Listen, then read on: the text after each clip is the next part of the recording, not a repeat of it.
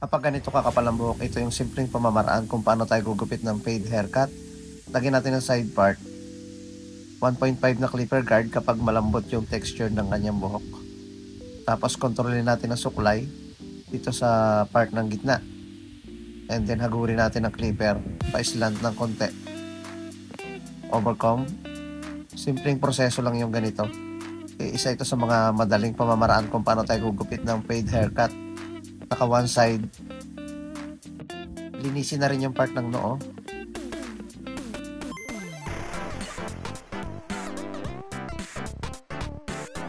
Tanggalin yung ibabang bahagi gamit ang ating trimmer.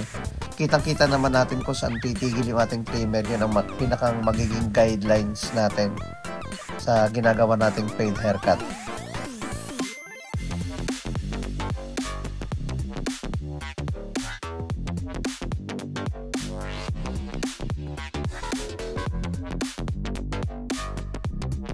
.5 na clipper guard dito sa may part ng guidelines. Mababang paghagod lang, estimate lang natin. Dahil malambot yung kanyang buhok, maliliit ang hibla, kaya maselan siyang gupitan. Dapat magaan yung ating kamay sa pagkontrol ng paghagod nito. 0 close or 0 half sa pagbura ng guidelines. Focus muna tayo dito sa pinakang guhit, kanto-kanto lang ng clipper.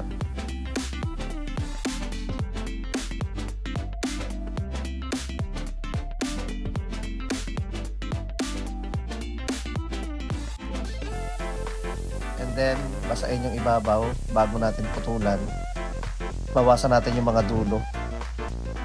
Depende na yan kung ano yung request ng ating client, kung gaano ba ka-ikli yung ititirang buhok o gaano kahaba yung puputulin.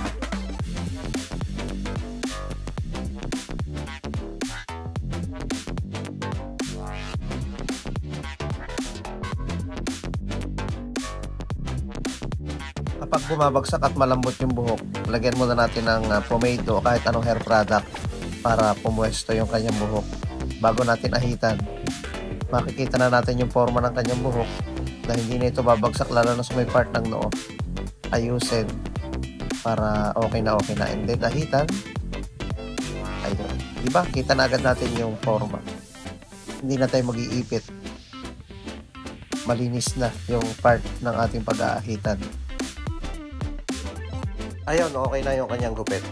Ganito talaga yung kanyang gusto every time na nagpapagupit siya sa atin. Maraming salamat mga kabarberos.